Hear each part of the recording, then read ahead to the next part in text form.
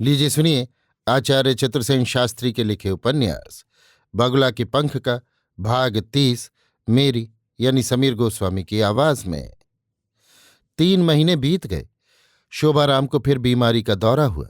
वे बहुत कमजोर हो गए थे। एक दिन शाम को जुगनू उन्हें देखने उनके घर गया। घर पर अकेली पद्मा देवी ही थी। वो बहुत थकी और उदास थी।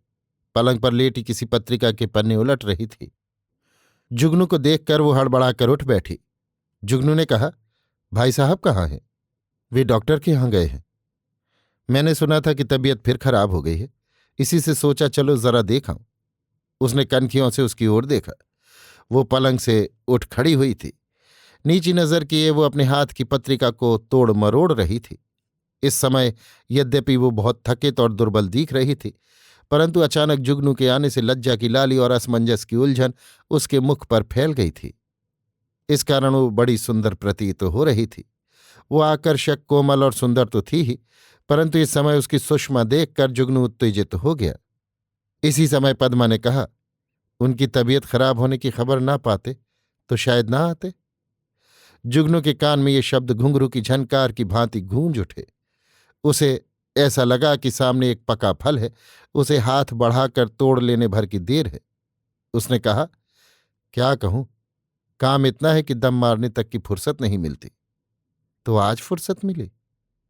पद्मा देवी ने जरा धीमे स्वर में कहा। ऐसा प्रतीत होता था कि वो कांप रही है। जुगनू ने आगे बढ़कर उसका हाथ पकड़ लिया और फिर उन्मत्त की भांति उसे खींचकर सीने से लगा अपने जलते होंठ उसके अधरों पर धर दिए। ओह, क्या करते हो? कहती हुई वो छटपटाने लगी। उसने बड़ी कठिनाई से अपने को छुड़ाया और हाँफती हुई वस्त्र ठीक करने लगी। जुगनू ने कहा, इसी कारण मैं नहीं आता था। तुम्हें देखते ही मैं आपे में नहीं रह सकता। जब से गया हूं एक पल को भी नहीं भूला हूं। बस जलते भुनते हुए दिन रात बीतते हैं। अब कब तक जलूं? तुम ही कहो। अकेले क्या तुम ही जल रहे हो? ओह, तो क्या तुम भी? जुगनू फिर से उसे बाहुपाश में बांधने को आगे बढ़ा, पर पद्मा देवी ने उसे रोक कर कहा, पागलपन मत करो, उनके आने का समय हो रहा है। लेकिन तुम अनुमान नहीं लगा सकती, मैं मर रहा हूं। ऐसी बात क्यों कहते हो? मैं मर जाऊंगा, मैं जिंदा नहीं रहूंगा। पद्मा देवी का सारा शरीर पीपल के पत्ते की भांति कांपने लगा। उसके मुंह से बात नहीं निकली। जुगनू ने फिर आगे बढ़कर उसे अपने बाहुपाश में कस लिया और उसके अनगिनत चुंबन ले डाले। पद्मा देवी का शरीर निढाल हो गया। उसने एक प्रकार से अपने को जुगनू के अंक में समर्पित कर दिया। सिसकते हुए उसके कांपते हुए कंठ से ये शब्द निकले, ओह प्रियतम, मैं भी मर रही हूं। तुम्हारे बिना मेरा जीवन दूभर है। तो तुम शोभाराम को प्यार नहीं करती? ओह, मेरे लिए वो मुर्दा आदमी है। उसने आंखें बंद कर लीं और उन आंखों से झरझर आंसू बहने लगे। उद्वेग से उसका सीना उठ बैठ रहा था। आंसू बहती हुई आंखों पर जुगनू बारंबार चुंबन अंकित करने लगा। पद्मा देवी ने कहा, वर्षों हो गए मैंने उनके शरीर का स्पर्श नहीं किया। वे चिररोगी हैं। मैं एक पत्थर के देवता की पूजा करती हुई जी रही हूं। लेकिन वो आगे न बोल सकी। तो प्रिय, मैं भी तुम्हारे ही लिए जीवित हूं। वो धीरे धीरे जुगनू के आलिंगन पाश से अलग हो गई। उसने अपने आंसू पोंछ लिए और कहा, इस तरह इच्छाओं के वशीभूत होना अच्छा नहीं है। लेकिन मैं तुम्हारे प्रेम का भूखा हूं। तुम प्रेम को एक भूख समझते हो, पर मैं उसे दो आत्माओं का सुखद मिलन। जब से मैंने तुम्हें देखा है, मैं अपनी अंतरात्मा में तुम्हारी स्मृति मात्र से ही एक मिलन सुख का अनुभव करती रही हूं। परंतु शायद ये सारी ही बातें बेकार हैं। क्यों प्रिय, बेकार क्यों है? मैं तुम्हारा चिरदास तुम्हारी सेवा में हूं। तुम यहां से चले गए। मैं समझती थी कि मैं ये सहन नहीं कर सकूंगी, पर अब समझती हूं, अच्छा ही हुआ। उसने एक सिसकारी भरी। जुगनू ने कहा, यदि मुझे तुम्हारी जैसी कोई स्त्री मिलती तो मैं निश्चय ही उससे विवाह करके अपने को बड़भागी समझता। पद्मा देवी ने एक चितवन उस पर फेंकी, ऐसी चितवन जो पुरुष को स्त्री का दास बना लेती है। फिर अपनी आंखें नीची कर लीं। कुछ देर बाद उसने कहा, शायद हम लोगों को पहाड़ पर जाना पड़ेगा। डॉक्टर का कहना है ये अब बहुत ही जरूरी है। तो तुम कहो तो मैं साथ चलूं? नहीं। तो वादा करो, आवश्यकता होने पर तुम मुझे बुला लोगी। मैं क्या कहूं, मेरा मन बहुत अधीर हो रहा है। जब तक मैं जिंदा हूं तुम्हें किसी प्रकार की चिंता नहीं करनी चाहिए। जुगनू फिर उसे आलिंगन पाश में लेने को आगे बढ़ा, पर उसी समय जीने पर किसी के आने की आहट मिली। दोनों सावधान हो बैठे। शोभाराम और डॉक्टर खन्ना दोनों ही थे।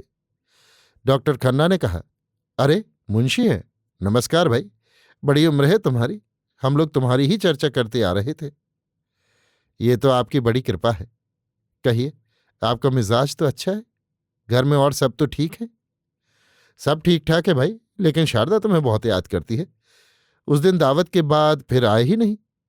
क्या कहूं, भाई साहब ने मुझे ऐसी गाड़ी में जोत दिया है कि बोझा खींचते खींचते कचूमर निकला जा रहा है। उसने हंसते हुए कहा। जुगनू का हास्य बड़ा मधुर था। कुछ क्षण पूर्व वो जिस प्रेम की दुनिया में विचर रहा था, उसकी मस्ती का बहुत सा नशा उस हास्य में था। शोभाराम ने उदासीनता से बैठते हुए कहा, क्या बहुत देर हुई मुंशी? बस 2-4 ही मिनट हुए।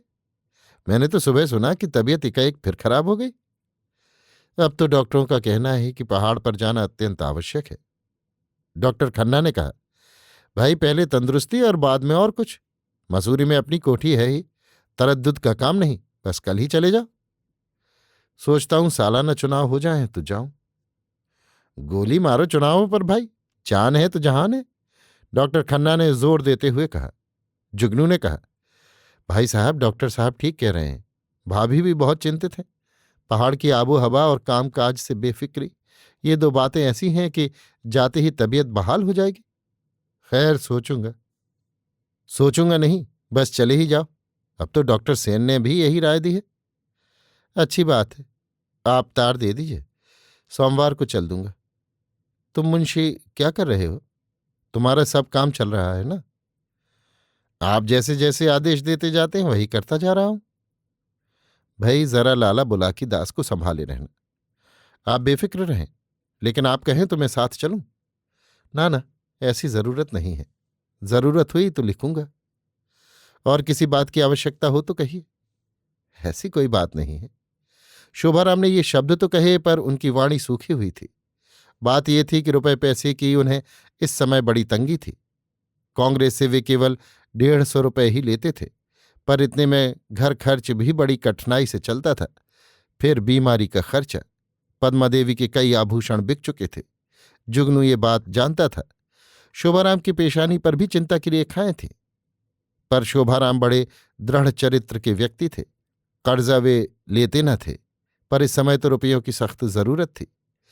पर इस समय इस प्रसंग में किसी ने बातचीत नहीं की। शोभाराम ने पद्मा देवी से कहा, चाय बनाओ जरा, और थोड़ा नाश्ता भी। पर जुगनू और डॉक्टर एकदम दोनों उठ खड़े हुए। बोले, नहीं, इस समय भाभी को कष्ट मत दो। डॉक्टर खन्ना ने कहा, बस मैं अब चला।